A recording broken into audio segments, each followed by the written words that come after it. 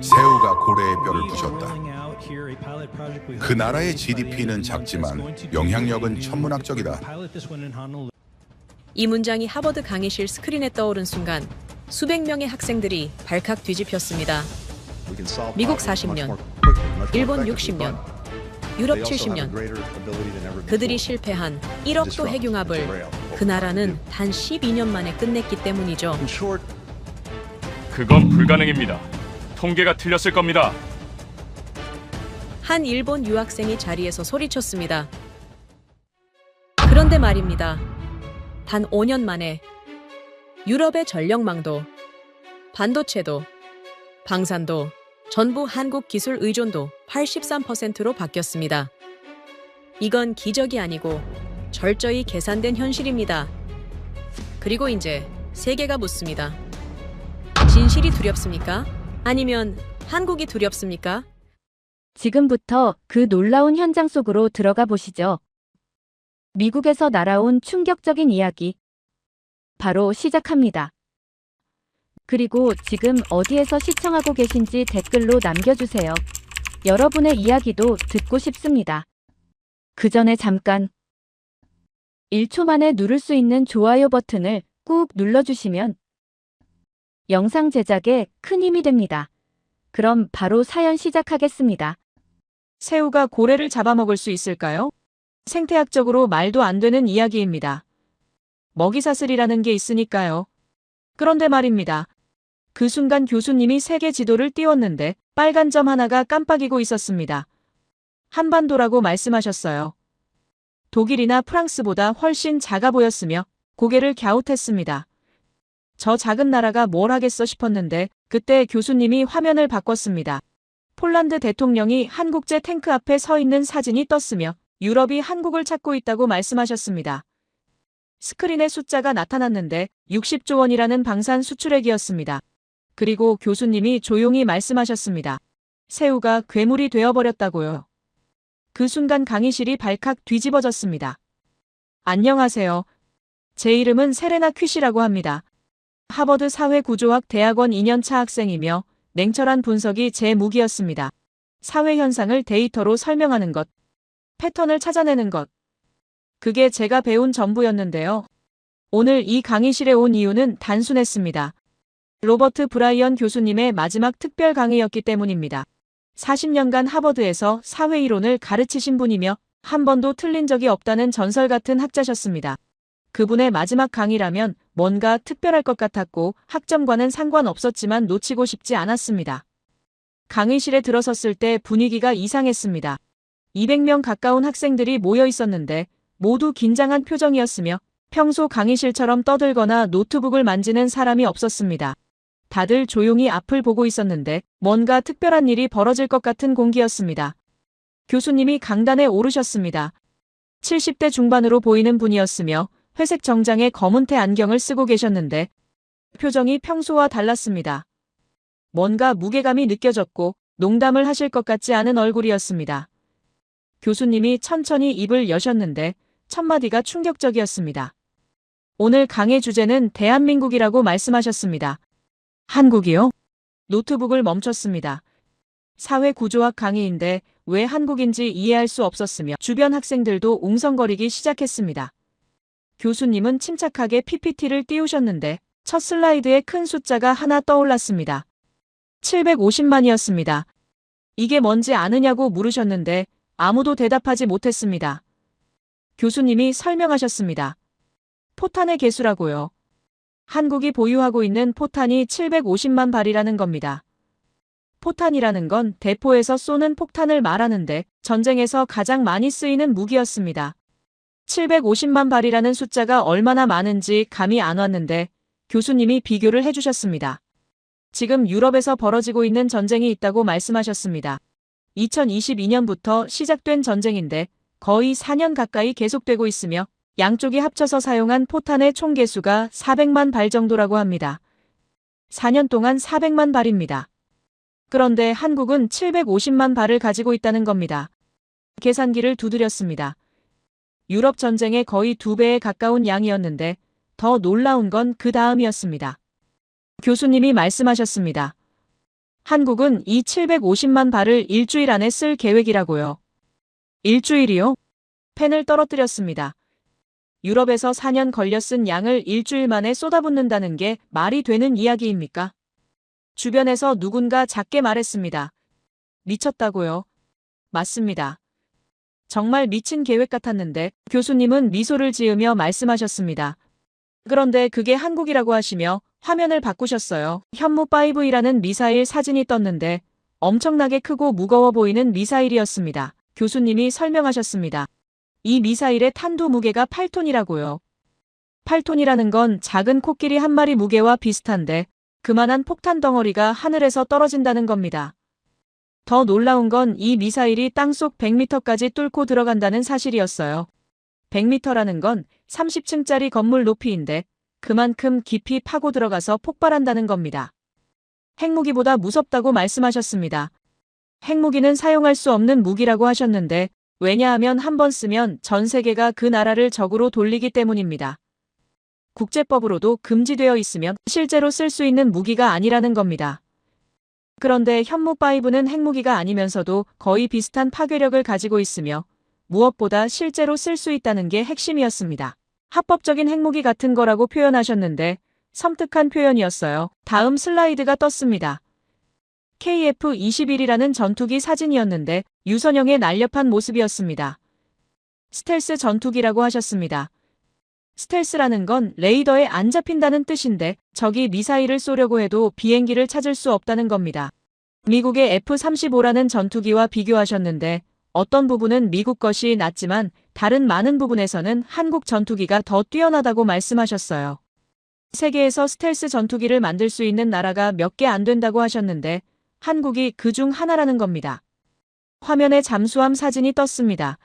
핵잠수함이라고 하셨는데 핵잠수함이라는 건 원자력으로 움직이는 잠수함을 말하며 일반 잠수함과 달리 몇 달씩 물속에 있을 수 있다고 합니다.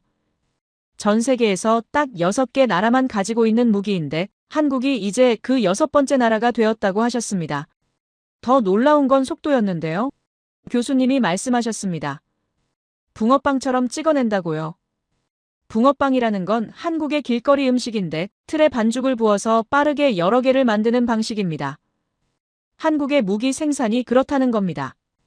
빠르게 대량으로 만들어내면서도 품질이 일정하다는 게 핵심이었습니다. 강의실이 조용해졌습니다. 모두 화면만 뚫어지게 보고 있었는데 이게 정말 가능한 일인지 믿기 어려웠습니다. 교수님이 다시 입을 여셨습니다. 이제 질문을 하나 하겠다고 하셨는데 어떻게 이런 일이 가능하냐는 겁니다. 한국은 크지 않은 나라입니다. 독일이나 프랑스보다 작으며 인구도 5천만 명 정도입니다. 미국의 6분의 1 수준이에요. 자원도 없습니다. 석유도 안 나오고 철도 안 나오며 희귀 금속도 거의 없습니다. 그런 나라가 어떻게 이렇게 막강한 군사력을 가지게 되었을까요? 교수님이 말씀하셨습니다. 이것이 오늘 강의의 핵심이라고요. 한국은 사회 이론으로 설명할 수 없는 나라라고 하셨습니다. 일반적인 사회 발전 이론으로는 이해가 안 된다는 겁니다. 보통 국가가 강해지려면 자원이 필요하고 인구가 많아야 하며 오랜 역사적 축적이 있어야 한다고 배웠습니다. 그런데 한국은 이 모든 조건이 부족한데도 세계 최강국 수준의 능력을 가지게 되었다는 겁니다. 화면에 글자가 떴어요. 불가능을 다루는 나라라고 적혀 있었는데 교수님이 말씀하셨습니다. 한국은 불가능을 가능으로 만드는 방법을 아는 나라라고요. 그 비밀을 오늘 함께 찾아보자고 하셨습니다. 교수님이 다음 슬라이드를 띄우셨는데 화면에 그래프가 나타났어요. 위아래로 심하게 흔들리는 선이었으며 주식 차트처럼 보였습니다. 어떤 회사의 주가인지 궁금했죠. 교수님이 말씀하셨어요. 삼성전자라고요. 한국의 가장 큰 기업이라고 하셨는데 이 회사 주가가 몇 년 전만 해도 4만 원대에서 움직이지 않았답니다. 4만 원이라는 건 미국 돈으로 30달러 정도였으며 사람들이 다들 끝났다고 생각했다고 해요. 한국 반도체 신화도 끝났다며 실망하고 조롱했다는 겁니다. 그런데 지금은 어떻게 되었을까요? 교수님이 최신 차트를 보여주셨는데 삼성전자 주가가 12만 8천 원을 넘어섰다고 하셨죠. 3배 이상 올랐으며 올해 안에 15만 원도 가능하다는 전망이 나온답니다. 더 놀라운 건 영업이익이었는데 1년에 100조 원을 넘길 거라는 예측이 나오고 있다고 하셨습니다. 100조라는 숫자가 얼마나 큰지 실감이 안 났어요. 교수님이 설명을 시작하셨는데 반도체 슈퍼사이클이라는 게 과거에 2번 있었다고 해요. 첫 번째는 1990년대 말이었으며 전 세계에 컴퓨터 열풍이 불었던 시기였습니다. 집집마다 컴퓨터를 사기 시작했고 거리마다 PC방이라는 게임방이 생겼다고 하셨어요. 컴퓨터 한 대에 반도체가 여러 개 들어가니까 수요가 폭발했다는 겁니다. 그때 세계에는 반도체 회사가 여러 개 있었답니다. 미국의 마이크론, 독일의 키몬다, 일본의 엘피다, 대만의 나냐까지 수많은 회사들이 경쟁했다고 해요. 마치 권투 선수들이 한 링에 모여서 싸우는 것 같았다고 표현하셨는데 모두 시장을 차지하려고 치열하게 싸웠답니다. 그래서 무슨 일이 벌어졌냐면 원가보다 싸게 팔기 시작했다는 겁니다. 상대방을 망하게 만들려고 일부러 손해를 보면서 파는 전략이었죠. 치킨 게임이라고 부른다고 하셨어요. 누가 먼저 포기하나 버티기 게임이었다는 겁니다. 마치 두 사람이 절벽을 향해 차를 몰고 가다가 누가 먼저 핸들을 꺾나 보는 것처럼 먼저 포기하는 쪽이 지는 거였습니다. 교수님이 말씀하셨어요. 삼성전자는 늦게 시작했다고요. 다른 회사들보다 17년이나 늦었는데 그런데도 결국 이겼다고 해요. 어떻게 이겼냐면 다 쓰러질 때까지 버텼다는 겁니다. 100개 회사가 있었다면 99개가 망했으며 삼성전자만 살아남았다고 해요. 그래서 시장의 1인자가 되었고 그때부터 한국이 반도체 시장의 주인이 되었다고 하셨습니다. 화면에 공장 사진이 떴는데 거대한 건물들이 즐비했어요. 교수님이 설명하셨죠.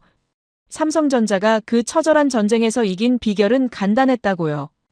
남들이 투자를 줄일 때 오히려 더 투자했다는 겁니다. 적자를 보면서도 공장을 계속 짓고 연구를 멈추지 않았으며 직원들을 해고하지 않았답니다. 남들이 포기할 때 한국은 더 밀어붙였다는 거예요. 두 번째 슈퍼사이클은 스마트폰 시대였다고 합니다.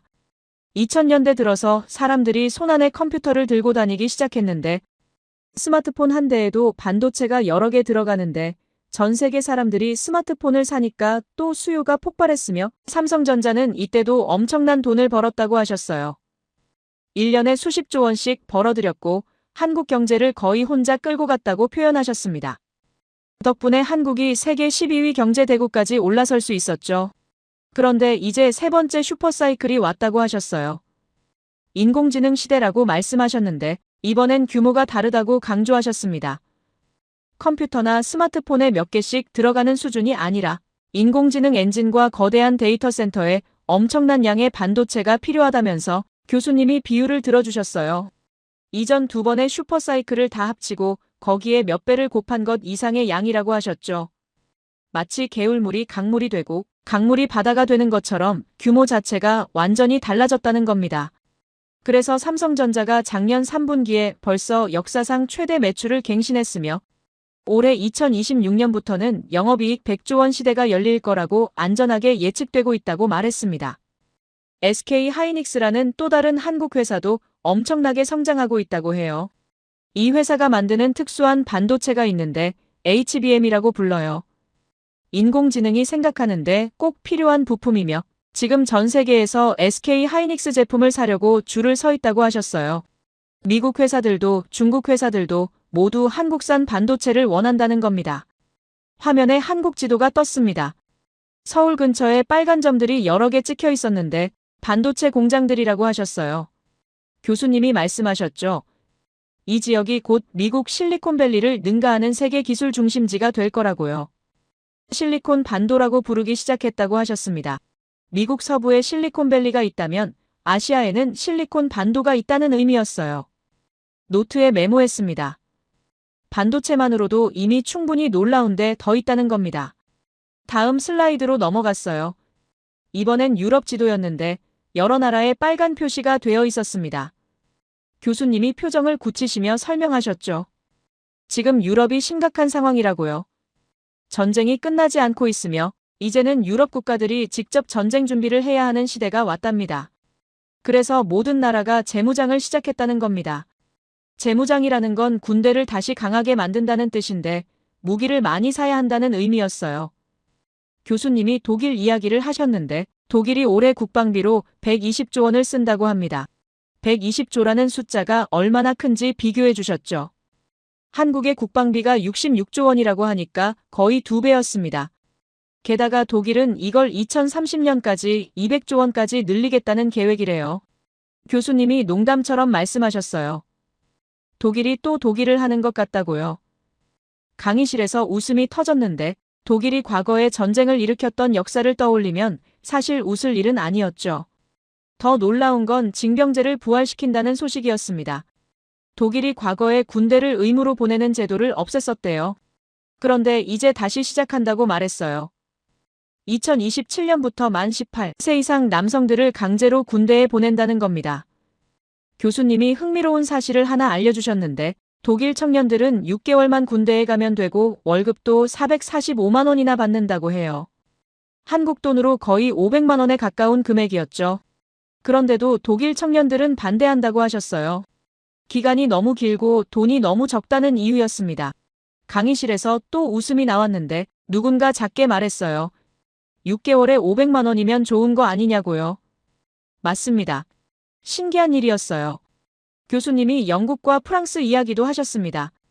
영국은 2030년까지 국내 총생산의 2.5%를 국방비로 쓰겠다고 발표했으며 작년부터 돈을 엄청나게 쓰고 있다고 해요. 프랑스는 지금 거의 파산 직전이라고 하셨는데 빚이 너무 많아서 모든 정부 예산을 동결했다고 해요. 복지 예산도 깎고 교육 예산도 줄였으며 심지어 공무원 월급도 동결했다고 하네요. 그런데도 국방비만큼은 오히려 계속 올리고 있다는 겁니다. 그만큼 절박하다는 의미였죠. 교수님이 말씀하셨어요. 유럽 전체가 향후 5년간 쓸 무기 구매 예산이 2천조 원이라고요. 2천조라는 숫자를 들어도 감이 안 왔는데 엄청나게 큰 돈이라는 건 알 수 있었습니다. 그리고 교수님이 질문하셨어요. 그럼 유럽 국가들이 어디서 무기를 살까요? 독일에서 사면 되지 않냐고 생각했습니다. 유럽연합이고 나토 동맹이니까 당연히 독일 무기를 살 거라고 예상했는데 교수님이 고개를 저으셨죠. 불가능하다고 하셨어요. 독일은 지금 자기네 군대가 주문한 무기도 만들지 못하고 있답니다. 납기가 최소 몇 년씩 걸린다고 하셨는데 납기라는 건 주문하고 받는 시간을 말하는 거예요. 자기들도 급한 상황이라 다른 나라에 팔 여유가 없다는 겁니다. 설령 판다고 해도 납품이 언제 될지 모르며 몇 년 기다리다가 나라가 전쟁터 잿더미가 될 수도 있다고 표현하셨습니다. 미국도 사정이 비슷하다고 하셨어요. 미국의 생산 속도도 독일과 크게 다르지 않으며 자국 군대에 공급하기도 바쁘다고 하면서 아까 이야기했던 포탄을 예로 들어주셨는데 미국이 1년에 40만 발 만드는 게 최대치라고 해요. 전쟁 전에는 1년에 15,000발밖에 안 만들었는데 엄청나게 늘린 게 40만 발이랍니다. 그래서 결국 유럽 국가들이 어디로 눈을 돌리냐면 한국이라고 하셨습니다. 화면에 폴란드 사진이 다시 떴어요. 아까 본 그 탱크 사진이었는데 교수님이 설명하셨죠. 한국은 전 세계에서 유일하게 모든 무기를 직접 만드는 나라라고요. 탱크도 만들고 대포도 만들고 군함도 만들고 전투기도 만들며 그걸 엄청난 속도로 생산해낸다고 말했습니다. 마치 공장에서 제품 찍어내듯이 무기를 만든다는 겁니다. 교수님이 비유를 하나 들어주셨어요. 붕어빵처럼 찍어낸다고요. 붕어빵이라는 건 한국의 길거리 음식인데 틀에 반죽을 부어서 빠르게 여러 개를 만드는 방식입니다. 한국의 무기 생산이 그렇다는 겁니다. 빠르게 대량으로 만들어내면서도 품질이 일정하다는 게 핵심이었어요. 더 중요한 건 품질이라고 하셨습니다. 빨리 만들면 보통 품질이 떨어지는데 한국은 다르다고 말했어요. 속도도 빠르면서 품질도 최상급이라고 하셨는데 신뢰성 면에서 세계 1위 수준이라고 평가받는다고 해요. 현재 지구상 최대 군수공장이 바로 한국이라고 표현하셨습니다. 교수님이 구체적인 예를 들어주셨어요. 폴란드가 한국의 K2 흑표라는 탱크를 주문했는데 독일보다 3배 빠르게 받았다고 해요. 독일은 3년 걸린다고 했는데 한국은 1년 만에 납품했다고 말하면서 품질도 독일제보다 좋았으며 가격도 저렴했답니다. 그래서 폴란드뿐만 아니라 다른 유럽 국가들도 한국 무기를 사기 시작했다는 겁니다. 화면에 공장 영상이 떴습니다. 탱크들이 조립 라인을 따라 움직이고 있었는데 자동차 공장처럼 보였어요. 교수님이 설명하셨죠. 한국의 제조 능력이 다른 나라와 다른 이유라고요. 조선업에서 수십 년간 거대한 배를 정밀하게 만들어 왔고 반도체 공장에서는 나노미터 단위로 칩을 깎아왔다고 해요.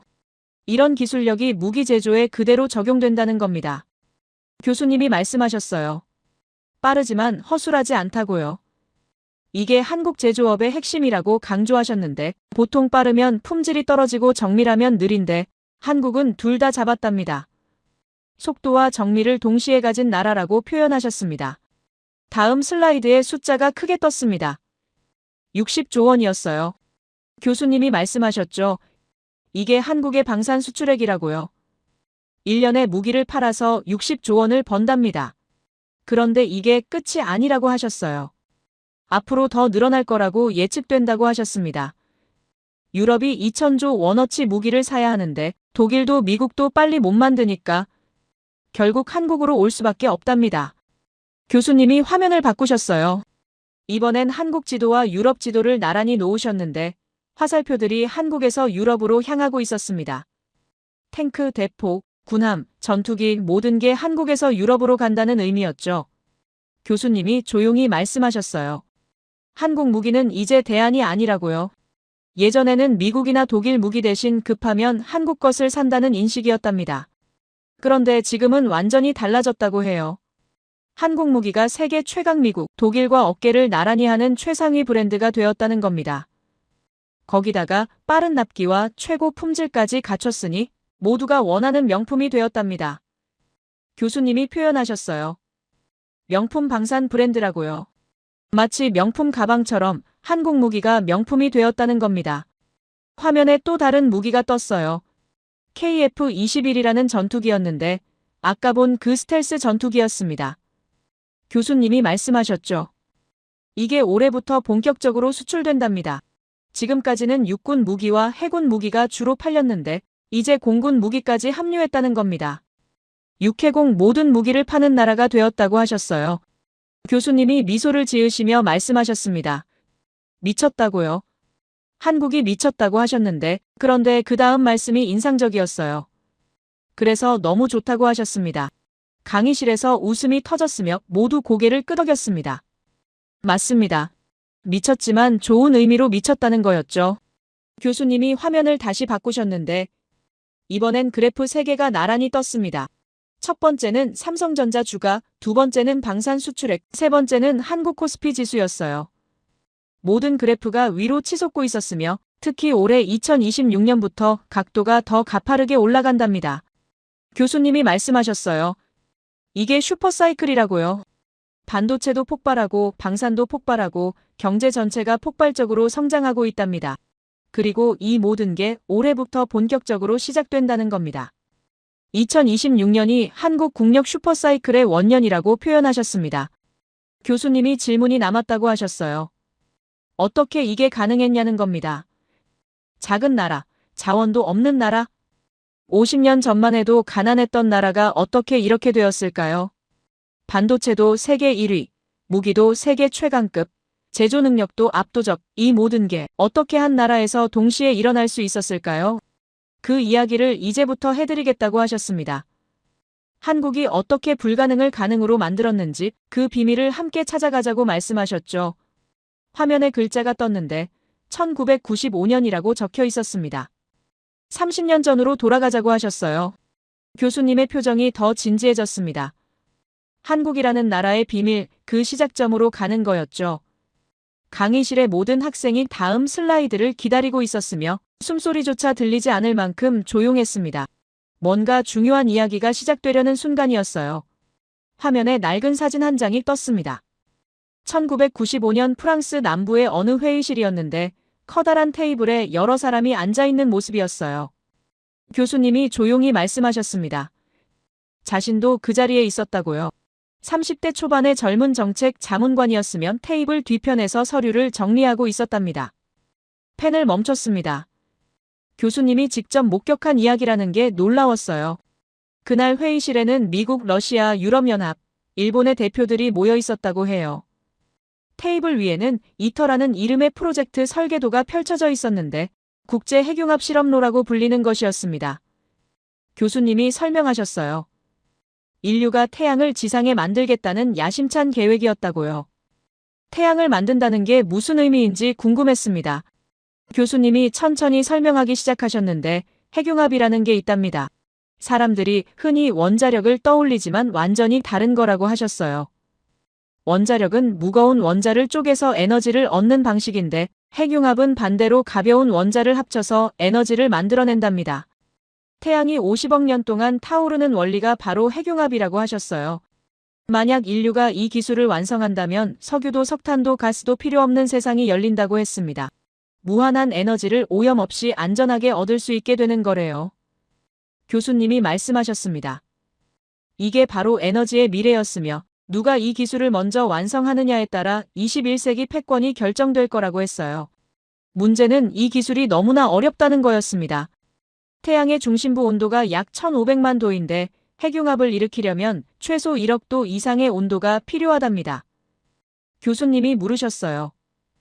1억 도라는 숫자가 어떤 의미인지 아느냐고요. 지구상에 존재하는 그 어떤 물질도 이 온도를 견딜 수 없다고 하셨습니다. 철도 녹고 텅스텐도 증발하며 심지어 다이아몬드조차 순식간에 기체가 되어버린답니다. 이 불덩어리를 어디에 담을 것인가? 이게 핵융합의 첫 번째 난제였다고 해요. 교수님이 화면을 바꾸셨는데 이상한 기계 사진이 나타났습니다. 도넛 모양의 거대한 장치였으며 토카막이라고 부른다고 하셨어요. 토카막이라는 게 뭔지 설명해 주셨습니다. 1억 도의 불을 담을 그릇이 없으니까 아예 그릇 없이 가두는 방법을 생각해냈다고 해요. 강력한 자기장으로 초고온 플라즈마를 공중에 띄워 가두는 장치랍니다. 마치 자석으로 쇠구슬을 공중에 띄우는 것처럼 보이지 않는 자기장으로 불덩어리를 공중에 띄운다는 거예요. 러시아가 처음 고안했고 미국이 발전시켰다고 하셨습니다. 그날 회의에서 미국 대표 리처드가 발표를 했다고 해요. 자신들이 개발한 토카막 방식이 가장 유력한 해법이라고 말했으며 이터는 이 토카막 기술의 집대성이 될 거라고 자신만만하게 설명했답니다. 참여국들은 각자의 기술력과 자본을 투입해 인류 최초의 실용 핵융합로를 만들어낼 거라고 했어요. 교수님이 말씀하셨습니다. 그 순간 묘한 흥분을 느꼈다고요. 이건 과학의 영역을 넘어선 무언가였다고 해요. 에너지를 지배하는 자가 세계를 지배한다는 오래된 진리가 새로운 형태로 구현되는 순간이었으며 그 게임의 참가자 명단은 이미 정해져 있었답니다. 미국, 러시아, 유럽연합, 일본, 그때는 중국과 인도도 가입을 논의하고 있었지만 핵심은 명확했다고 해요. 핵융합의 미래는 이 나라들이 독점한다는 거였습니다. 교수님이 당시를 회상하시며 말씀하셨어요. 자연스럽게 받아들였다고요. 회의는 세부 일정을 논의하는 단계로 넘어갔으며 건설 부지는 어디로 할 것인가, 각국의 분담금은 어떻게 책정할 것인가, 핵심 부품 제작은 누가 맡을 것인가, 그런 이야기들이 오갔답니다. 총 예산 200억 달러, 건설 기간 10년, 운영 기간 20년이었다고 해요. 엄청난 규모의 프로젝트였지만 참여국들은 주저하지 않았습니다. 왜냐하면 이건 투자가 아니라 미래에 대한 지배권 확보였으니까요. 리처드가 말했다고 해요. 이터가 성공하면 핵융합 발전소 건설 기술을 확보하게 되며 그 기술을 가진 나라는 에너지 수출국이 되고 그렇지 못한 나라는 영원히 에너지 수입국으로 남을 거라고 했답니다. 교수님이 말씀하셨어요. 그의 말은 냉정했지만 정확했다고요. 에너지 자립은 곧 국가 자립이며 석유 한 방울 나지 않아도 핵융합만 있으면 전기를 무한정 만들 수 있답니다. 그건 곧 산업의 자립이고 경제의 독립이며 군사력의 기반이 된다고 하셨어요. 회의실 분위기는 진지했으며 참석자들은 각자의 이해관계를 따졌지만 한 가지만은 의견이 일치했답니다. 이 기술은 참여국들끼리만 공유한다는 거였어요. 외부로 유출되어서는 안 된다는 조항이 논의됐고 모든 참여국은 핵심 설계 정보를 제3국에 이전하지 않기로 합의했답니다. 교수님이 말씀하셨어요. 당시 그 조항을 보며 고개를 끄덕였다고요. 당연한 조치라고 생각했답니다. 그때 일본 대표가 조심스럽게 말을 꺼냈다고 해요. 최근 한국 측에서 비공식 접촉이 있었으며 이터 참여 가능성을 타진해왔다는 겁니다. 교수님이 말씀하셨어요. 순간 귀를 의심했다고요. 한국이요. 1995년 중반에 한국은 분명 빠르게 성장하고 있었지만 첨단 과학 기술 분야에서는 여전히 후발주자였답니다. 반도체와 조선업에서 두각을 나타내기 시작했지만 핵융합 같은 초고난도 기술은 전혀 다른 차원의 이야기였어요. 리처드가 즉각 반응했다고 합니다. 표정이 굳어졌으며 한국이 핵융합에 무슨 기여를 할 수 있겠냐고 말했답니다. 교수님이 그때 리처드가 했던 말을 정확히 기억하고 계셨는데 자전거도 제대로 못 만들던 나라가 우주선을 만들겠다는 것과 같다고 표현했다고 해요. 그의 말투에는 노골적인 경멸이 섞여 있었답니다. 교수님이 말씀하셨어요. 그 순간 불편함을 느꼈지만 동시에 그의 논리를 이해할 수 있었다고요. 핵융합은 수십 년간의 연구 축적이 필요한 분야니까요. 일본 대표도 거들었다고 해요. 한국은 역사적으로 기술을 배워서 성장한 나라이며 반도체도 조선업도 모두 선진국의 기술을 따라한 거라고 말했답니다. 핵융합도 마찬가지일 거라고 했어요. 배우려는 의도는 알겠지만 함께 개발할 파트너는 아니라고 말했답니다. 교수님이 말씀하셨어요. 일본 대표의 역사인식에는 동의하지 않았지만 기술 평가 부분은 수긍이 갔다고요. 실제로 한국이 독자적인 핵융합 연구 성과를 낸 적이 있었냐면 없었답니다. 러시아 대표가 차분하게 말했다고 해요. 한국의 핵융합 연구 인력이 얼마나 되는지 아느냐고 물었으며 전문 연구원이 최고 50명도 안 된다고 했답니다. 미국과 일본이 각각 500명이 넘는 인력을 보유한 것과 대조적이었어요. 게다가 한국에는 제대로 된 실험 장치도 없다고 했습니다. 러시아에서 중고 토카막 하나를 구입한 게 전부라고 말했답니다. 그걸로 뭘 할 수 있겠냐고 물었다고 해요.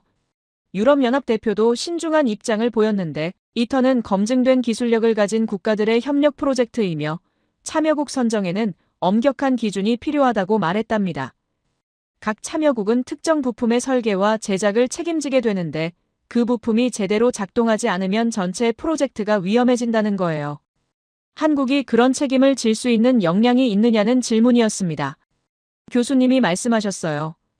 그 논의를 들으며 한국의 입장을 상상해봤다고요. 아마도 그들은 간절했을 거래요. 핵융합이 미래 에너지의 핵심이라는 걸 알았을 테고 그 게임에서 배제되면 영원히 뒤처질 거라는 두려움도 있었겠죠. 하지만 간절함만으로는 부족했답니다. 이 테이블에 앉으려면 증명이 필요했어요. 기술력의 증명, 연구 역량의 증명, 그리고 무엇보다 신뢰의 증명이 필요했습니다. 리처드가 결론을 냈다고 해요. 우리는 한국을 정회원으로 받아들일 수 없으며 다만 재정적 기여를 원한다면 옵저버 자격은 고려할 수 있다고 말했답니다. 옵저버라는 건 구경꾼이라는 뜻이었어요. 회의에는 참석할 수 있지만 발언권은 제한되고 기술 자료 접근도 통제되며 핵심 의사 결정에서는 배제되는 거랍니다.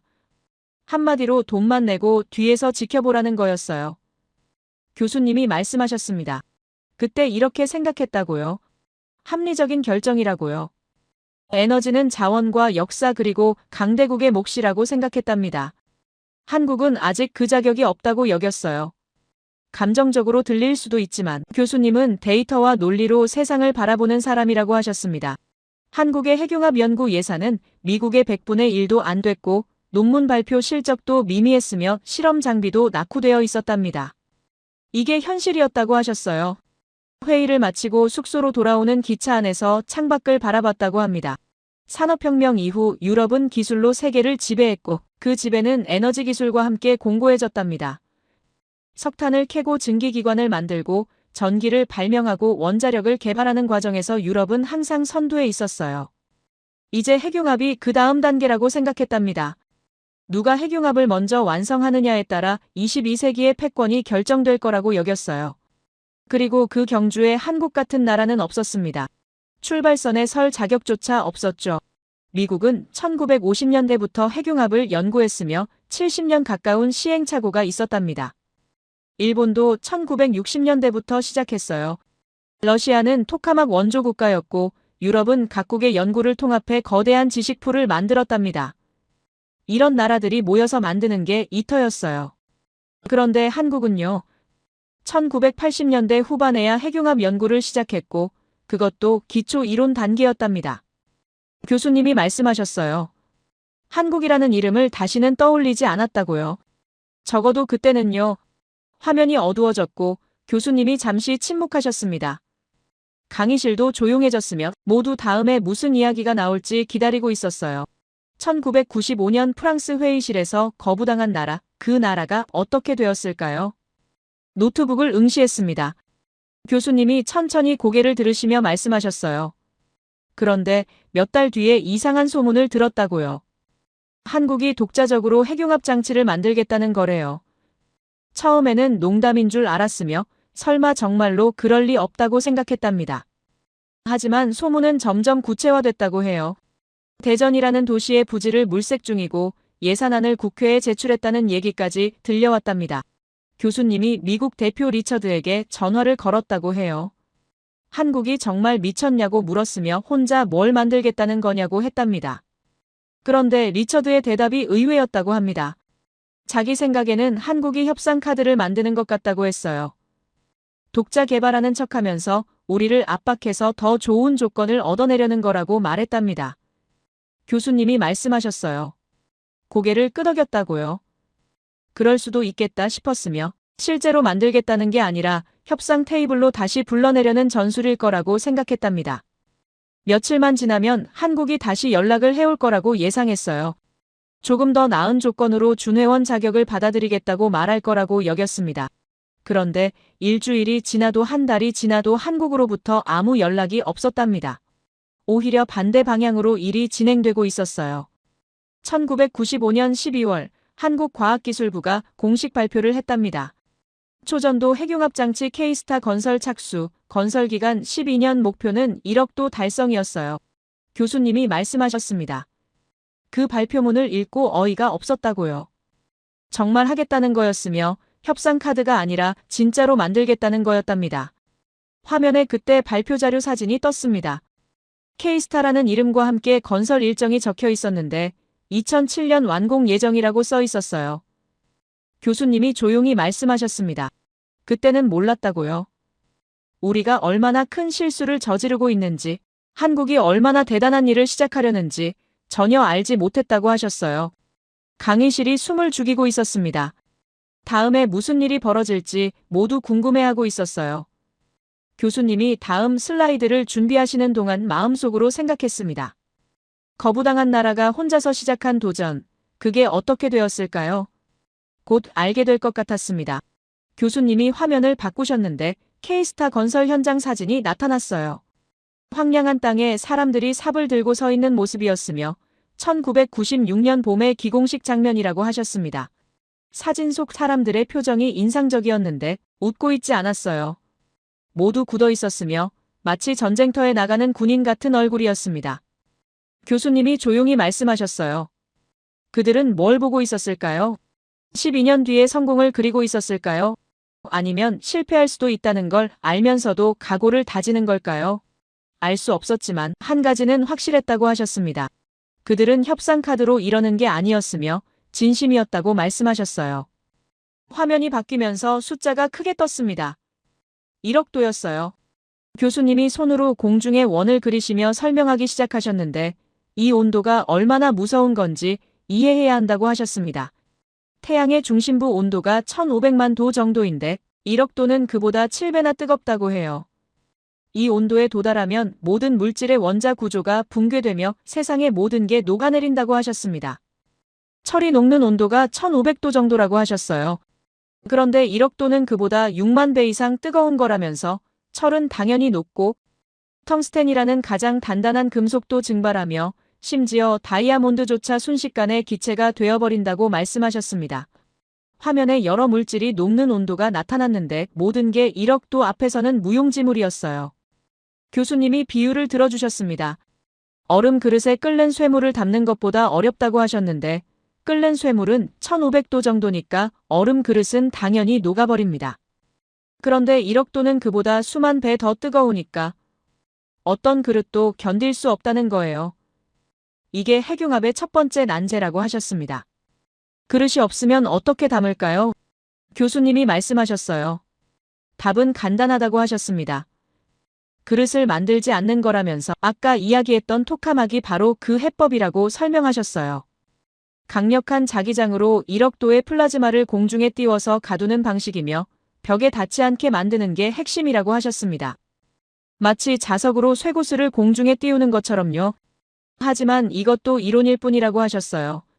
실제로 구현하려면 엄청난 정밀도가 필요하며 자기장이 조금이라도 흔들리면 플라즈마는 즉시 벽으로 튀어나가서 모든 걸 파괴한다고 말씀하셨습니다. 교수님이 미국의 한 실험 보고서 이야기를 하셨는데 1980년대 프린스턴 대학교 연구팀이 플라즈마 실험 중 자기장 제어에 실패한 사례였어요. 겨우 5천만 도의 플라즈마였는데도 큰 사고가 났다고 해요.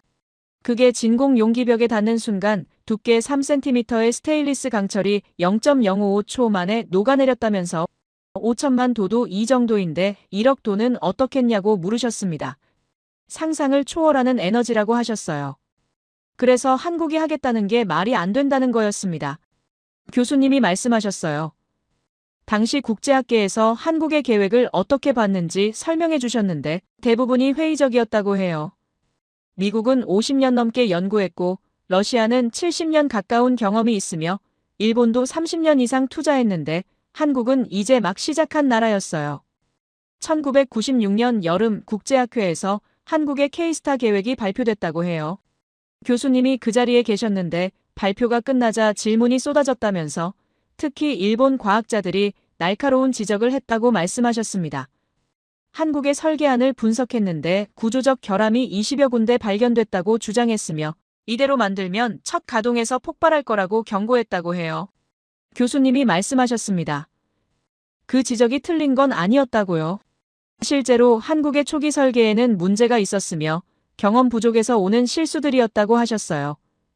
일본 측이 제시한 자료도 그럴싸했고 기술적으로 타당한 부분이 많았다면서 그 순간 한국이 흔들리는 것처럼 보였다고 말씀하셨습니다. 그런데 그때였습니다. 앞좌석 어디선가 손이 올라갔는데 강의실 3열쯤에 앉아있던 동양인 학생이었어요. 교수님이 그 학생을 가리키시며 말씀하셨습니다. 일본 유학생 에리코라고 소개하셨는데 하버드 물리학과 박사과정이며 핵융합 이론을 전공하고 있다고 하셨어요. 에리코가 조심스럽게 물었습니다. 교수님께서 당시 학회에서 한국 측 반응을 보셨냐고 물었으며 한국 연구진이 어떻게 대응했는지 궁금하다고 말했어요. 교수님이 고개를 끄덕이시며 대답하셨는데 한국 대표가 침착하게 답변했다고 하셨습니다. 지적해주신 부분들을 검토하겠다고 말했다면서요. 그런데 흥미로운 건 그 다음이었다고 해요. 한국 대표가 한 가지 사실을 언급했는데 한국은 과거 조선업에서 비슷한 경험을 했다고 말했답니다. 1970년대에 대형 유조선을 만들겠다고 했을 때도 전 세계가 불가능하다고 했으며 일본이 가장 강하게 반대했다고 해요. 일본 조선 회사들이 기술 자료를 분석하면서 결함을 지적했다면서요.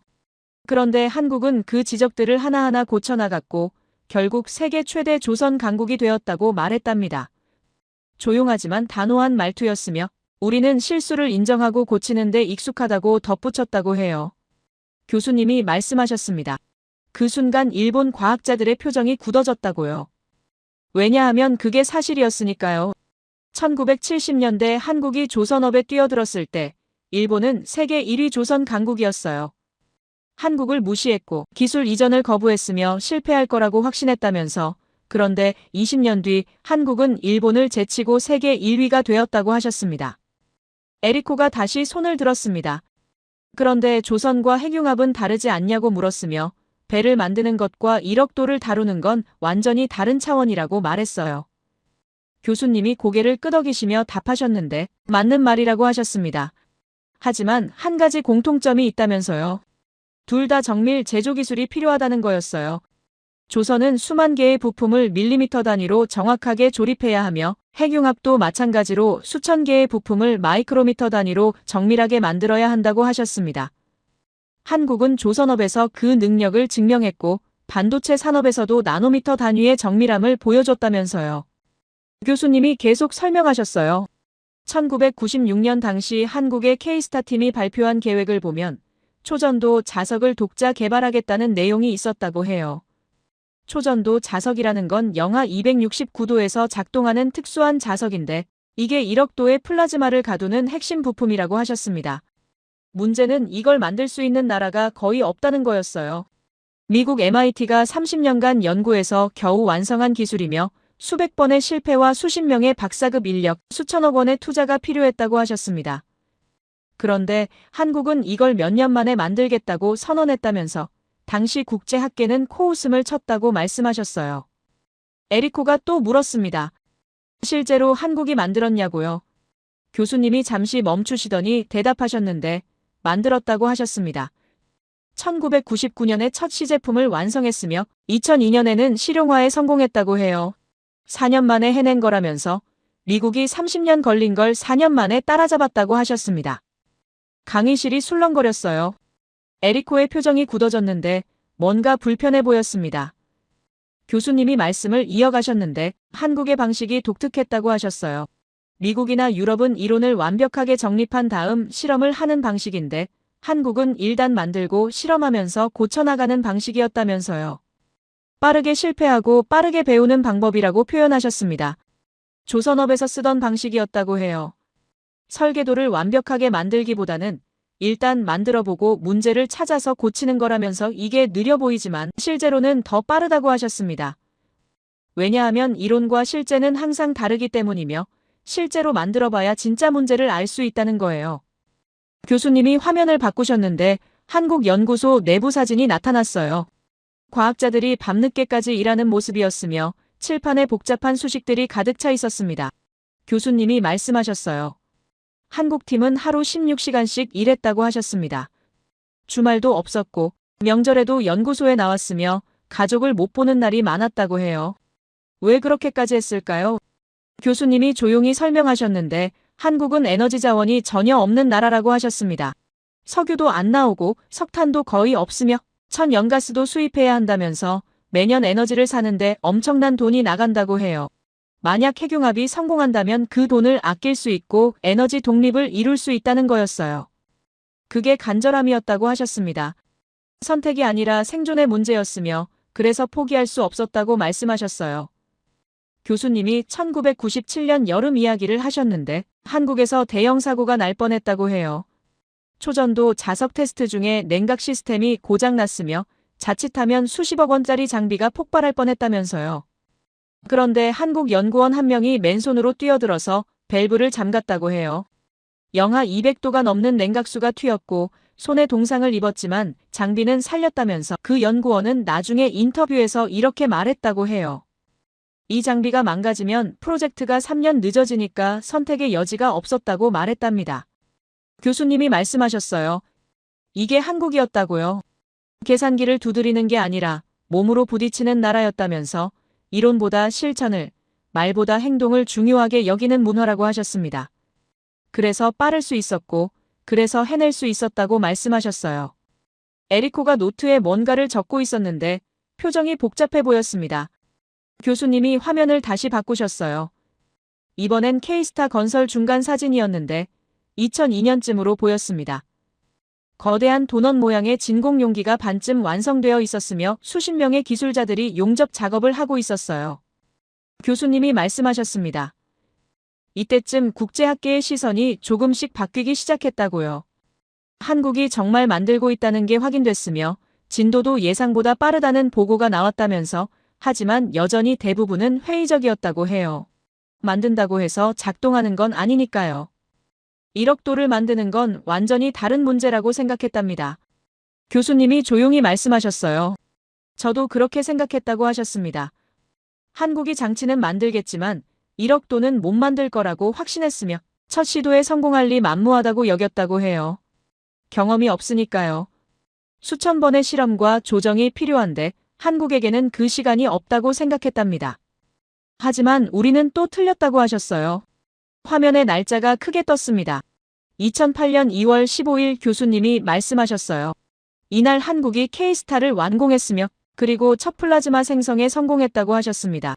12년 계획대로 정확하게 완성했고 첫 시도에 성공했다면서요. 세계가 충격에 빠졌다고 말씀하셨습니다. 노트북을 응시했습니다. 1억 도의 불꽃을 만든 나라, 그게 정말 가능한 일이었을까요? 교수님이 다음 슬라이드를 준비하시는 동안 에리코가 고개를 숙이고 있는 게 보였어요.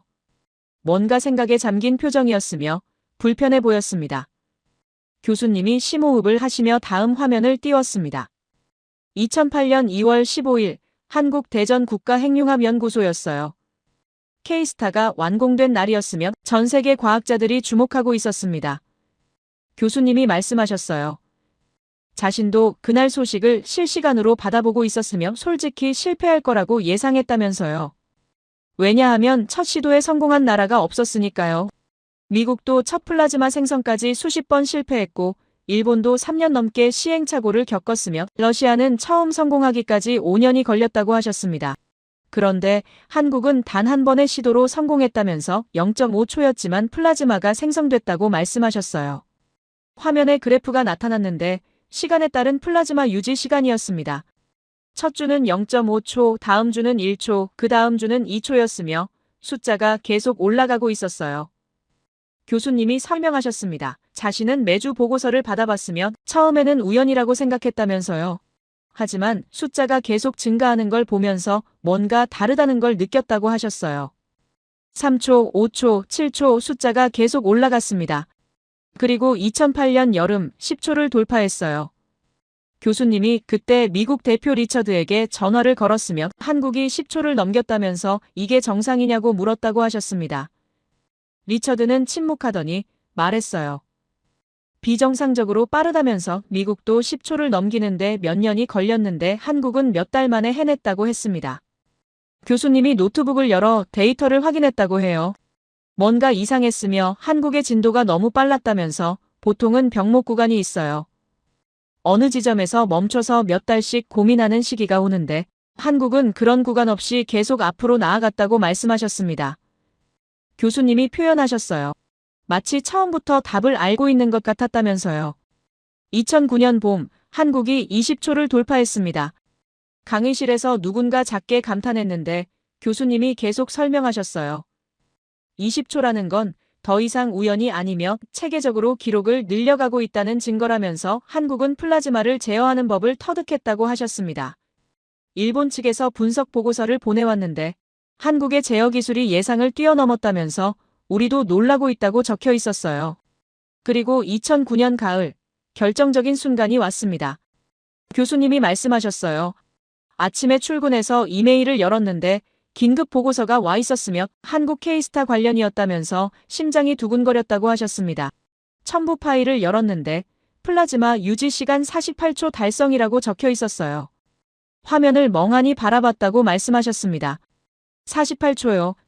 제대로 본 건지 다시 확인했으며 맞았다고 하셨어요. 한국이 48초 동안 플라즈마를 유지했고 이건 뭔가 다른 차원이었다면서 왜냐하면 1초는 실험이고 10초는 기술의 시작인데 48초는 발전소의 문턱이라고 설명하셨습니다. 실제로 전기를 만들 수 있는 수준에 근접한 거였어요. 교수님이 즉시 리처드에게 전화를 걸었으며 받았냐고 물었다면서 리처드는 받았다고 답했고 두 사람은 잠시 침묵했다고 해요. 무슨 말을 해야 할지 몰랐으며 리처드가 먼저 입을 열었다고 합니다. 이건 사고가 아니며 시스템이라면서요. 맞는 말이었다고 교수님이 고개를 끄덕이셨어요. 한두 번 운 좋게 된 게 아니라 한국은 플라즈마를 안정적으로 제어하는 시스템을 구축했으며 0.5초에서 시작해서 48초까지 체계적으로 늘려온 거라면서 이건 우연으로 설명할 수 없다고 말씀하셨습니다. 보고서를 자세히 읽어봤는데 한국이 어떻게 48초를 달성했는지 분석 자료가 있었어요. 핵심은 자기장 제어였습니다.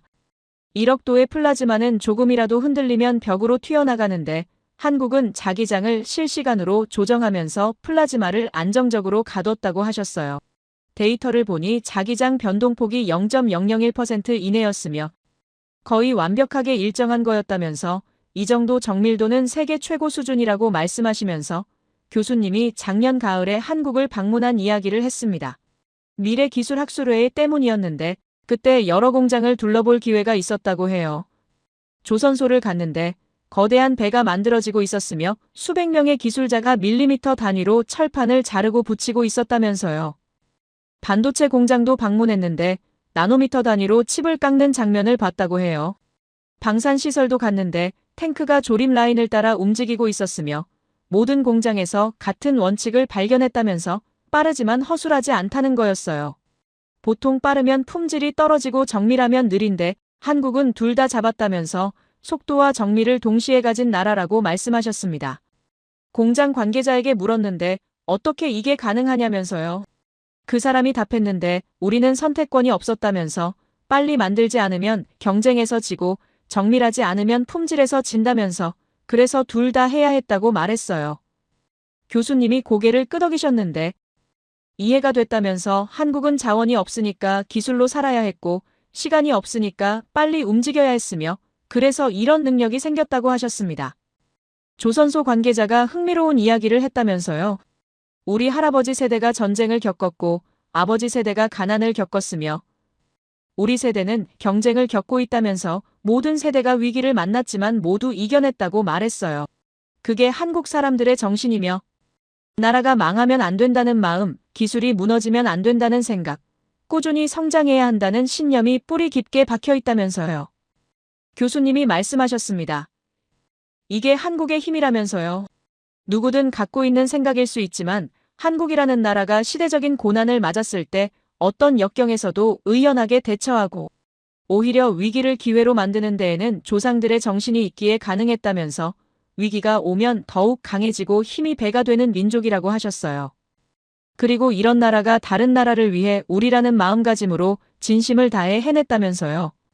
이터 프로젝트에 참여하면서 한국은 자신들만을 위한 게 아니라 인류 전체를 위한 에너지를 만들겠다는 마음으로 임했고 그래서 기술을 숨기지 않고 공유했으며 문제가 생기면 함께 해결하려고 노력했다면서 이게 신뢰였다고 말씀하셨습니다. 화면에 글자가 떴는데 약속을 지키는 나라였어요.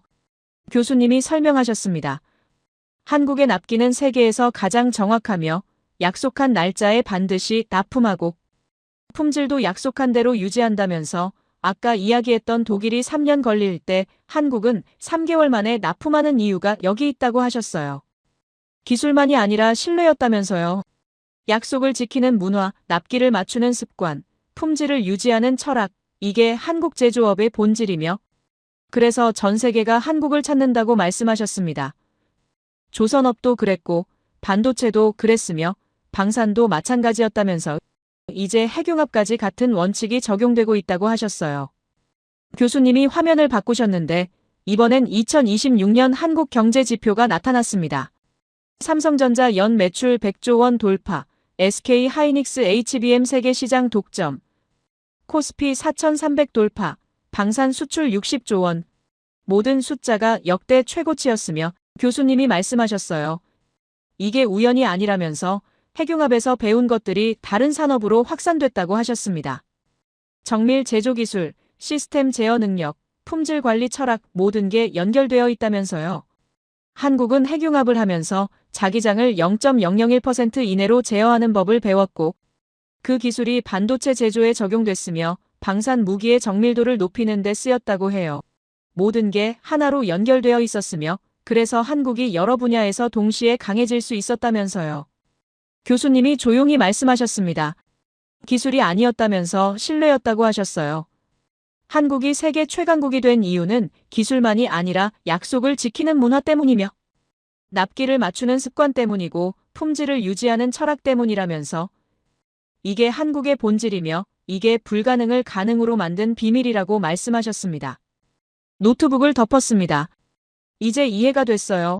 한국이라는 나라가 어떻게 성장했는지, 왜 세계가 한국을 찾는지 그 답이 보였으며 기술과 신뢰 속도와 정밀, 약속과 철학 모든 게 하나로 연결되어 있었다면서요.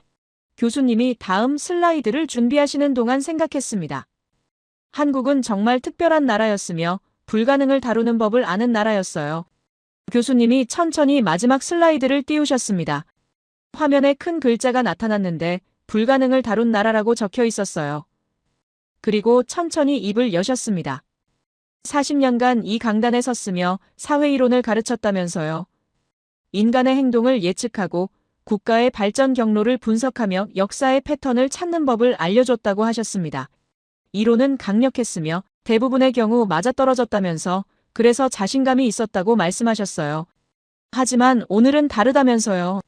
교수님이 강단 앞으로 한 걸음 나오셨는데 오늘 이야기한 한국은 제 이론으로 설명할 수 없는 나라라면 자원도 없고 역사도 짧으며 인구도 적은데 세계 최강국 수준의 능력을 가진 나라라면서 이론대로라면 불가능한 일이었다고 하셨습니다.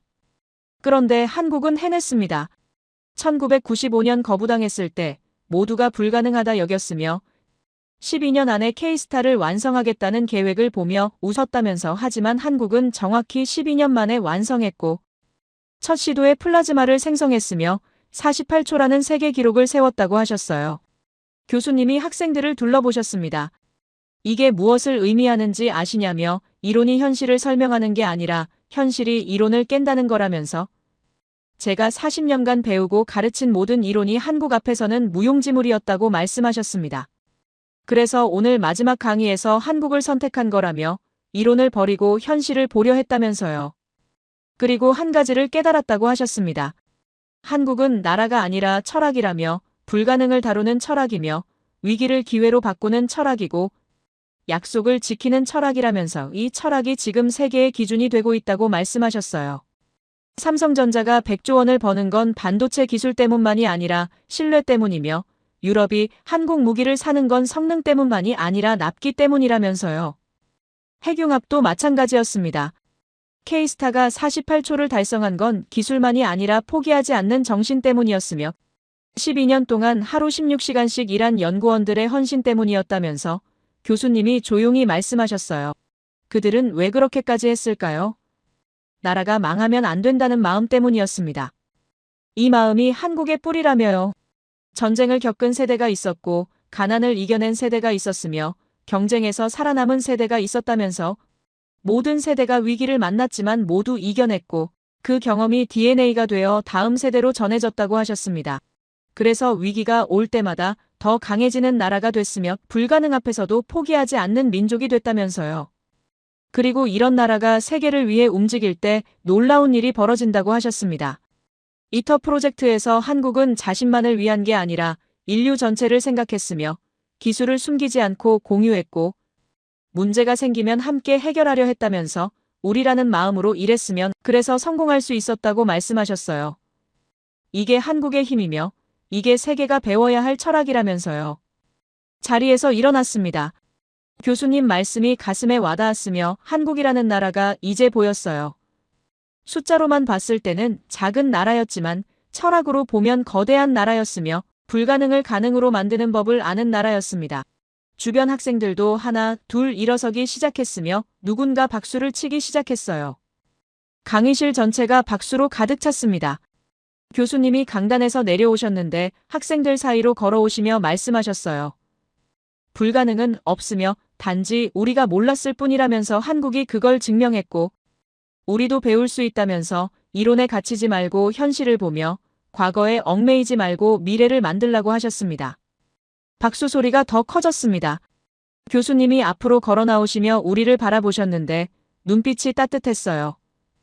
여러분이 살아갈 세계는 제가 살았던 세계와 다를 거라며 한국 같은 나라들이 새로운 기준을 만들고 있으며 불가능을 다루는 법이 새로운 상식이 되고 있다면서 준비하라고 하셨습니다. 강의실 문 앞까지 걸어갔는데 뒤돌아보며 생각했어요. 오늘 강의는 단순한 지식 전달이 아니었으며 세상을 보는 방법을 배운 거였습니다.